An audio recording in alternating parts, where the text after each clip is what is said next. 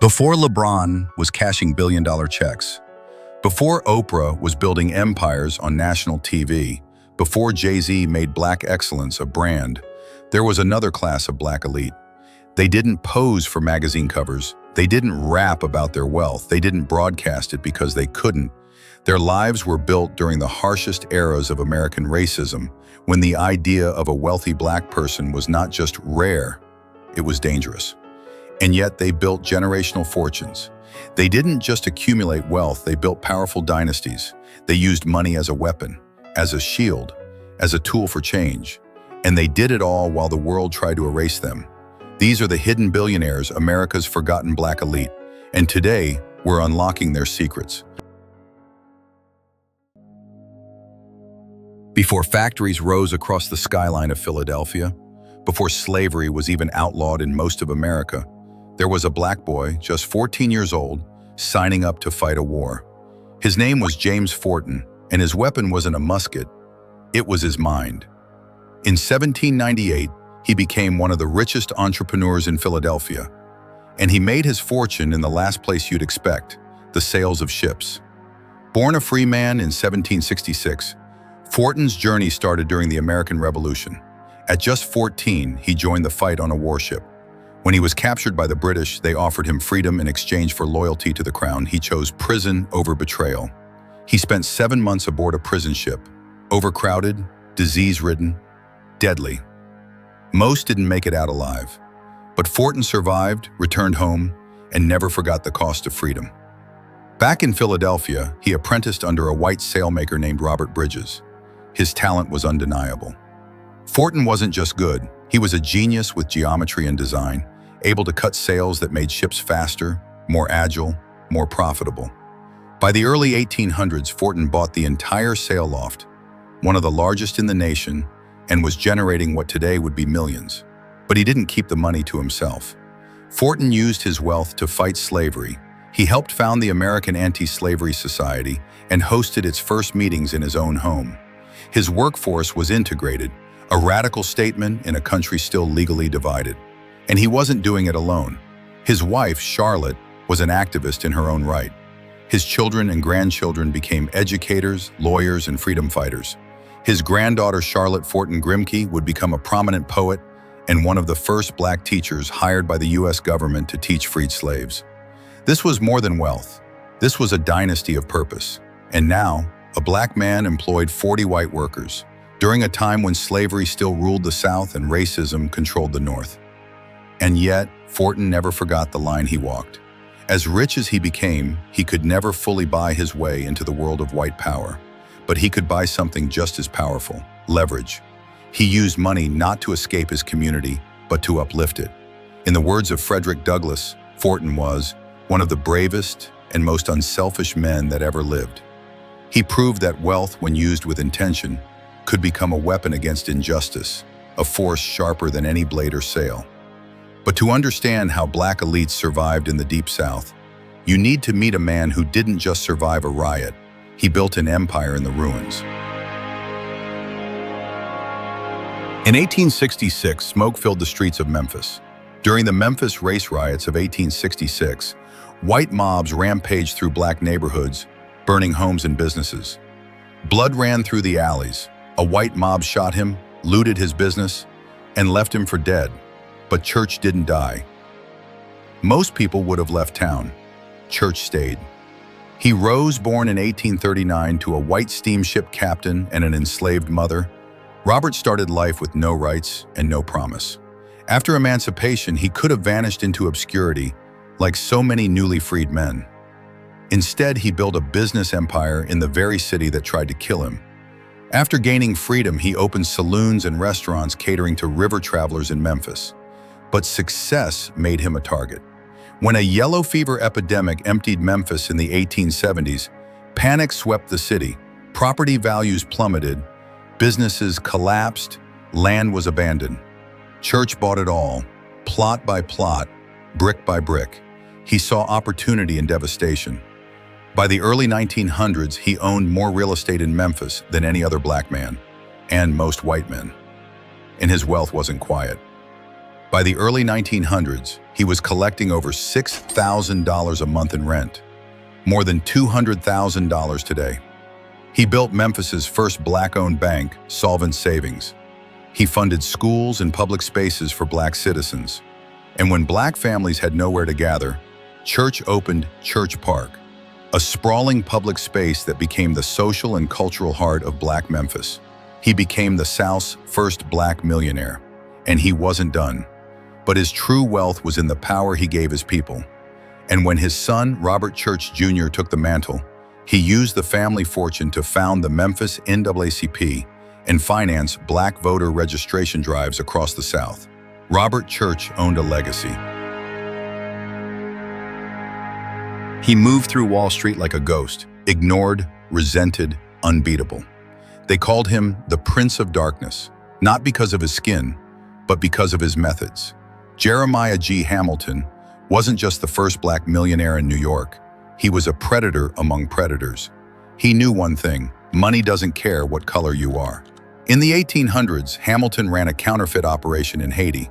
When it was exposed, he escaped a death sentence and fled back to New York, landing right on Wall Street. While others built wealth through labor and community, Hamilton built his through financial warfare. In the 1830s and 40s, he crashed into Wall Street with no connections, no pedigree, and no mercy. He took out insurance policies on ships he knew would sink. He sued companies, bought distressed assets, and outmaneuvered his rivals. While white businessmen sipped brandy in back rooms, Hamilton was flipping financial disasters into gold. He rivaled Cornelius Vanderbilt, America's wealthiest man, and beat him in court. He owned railroads that wouldn't even let him ride in first class. He married a white woman at a time when interracial unions were scandalous and dangerous. They had 10 children, and Hamilton provided for them in ways few black families could even dream of. At the time of his death in 1875, he was worth over $2 million, a staggering fortune, equivalent to tens of millions today. But Hamilton was a solitary figure. He didn't build institutions or empower communities. He outplayed the game, but he played it alone. And when he died, so did his empire. A cautionary tale: wealth without community can vanish in a generation. Still, his audacity shattered the illusion that black men couldn't dominate America's most elite arenas. It began with a comb, a jar, and a question. How do we make black women feel beautiful in a world that tells them they're not? Annie Turnbo Malone was the answer. Born in 1869 to formerly enslaved parents, Malone studied chemistry and developed haircare products tailored specifically for black women, products that didn't rely on lye or harmful straighteners. She named her line Poro Products and started training young women as door-to-door agents. But this wasn't just a sales pitch, it was a path to independence. Her philosophy was radical: teach a woman how to sell, and she'll never be someone's servant again. One of her early students was Sarah Breedlove, a widowed laundress later known as Madam C.J. Walker. Walker built her own brand, traveling the nation in a custom Ford, training women, giving lectures, and selling the dream of self-sufficiency. She wasn't just the first black female millionaire, she was the first self-made female millionaire in America. Their combined empires trained tens of thousands of black women, giving them income, dignity, and control over their futures. Malone built Poro College, a massive headquarters complete with a factory, dorms, chapel, auditorium, and beauty school. It became a community anchor and symbol of black excellence in St. Louis. Walker's daughter, Alelia Walker, transformed their Harlem townhouse into a cultural salon for poets, artists, and intellectuals during the Harlem Renaissance. Together, these women redefined what it meant to be powerful, feminine, and black in America. They didn't just sell beauty, they sold freedom in a bottle. In the early 1900s, most Americans had never heard of Greenwood, Tulsa. But one man dreamed of building a black utopia there. A place owned by, built by, and governed by black people. That man was Ottawa W. Gurley.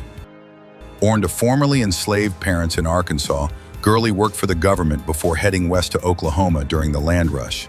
He bought 40 acres of land on the north side of Tulsa and began an experiment in independence. He sold lots only to black families. He offered loans only to black entrepreneurs. And he helped them build everything: doctors' offices, barbershops, tailors, law firms, restaurants, 2 newspapers. By 1921, Greenwood was one of the wealthiest black communities in America.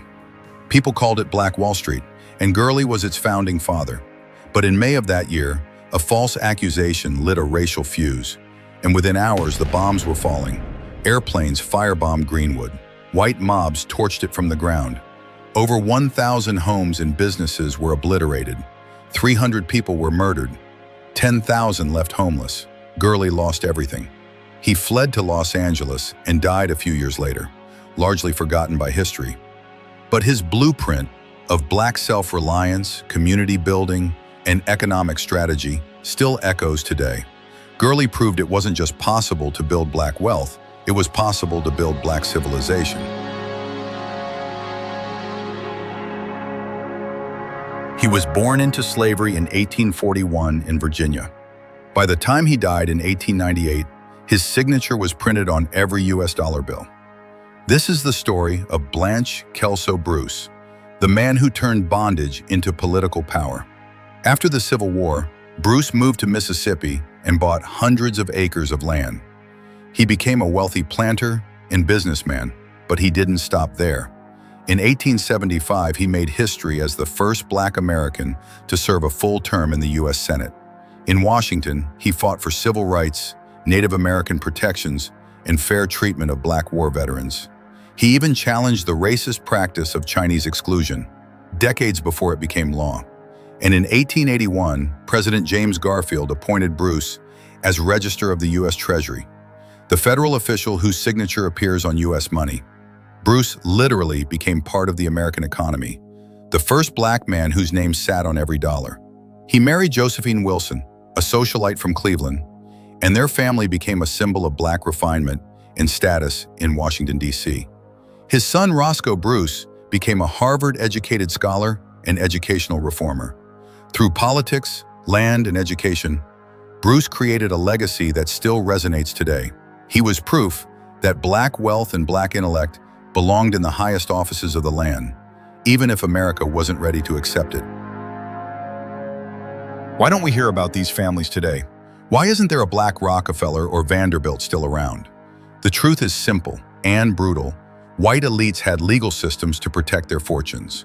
These black dynasties had to protect theirs from the law itself.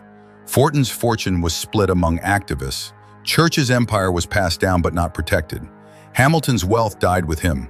Malone's was drained by lawsuits. Gurley's was burned to the ground. Bruce's power faded with Reconstruction. They didn't lose their money through bad investments. They lost it because the system wasn't built to let them keep it. And yet, what they built still matters. They laid the blueprint. They proved it could be done. They showed the world that black wealth wasn't a fantasy. It was a fact. Today, their spirits live on in every black entrepreneur, every self-made success, every fight for financial freedom. They weren't just chasing the American dream. They were the American dream, hidden in plain sight.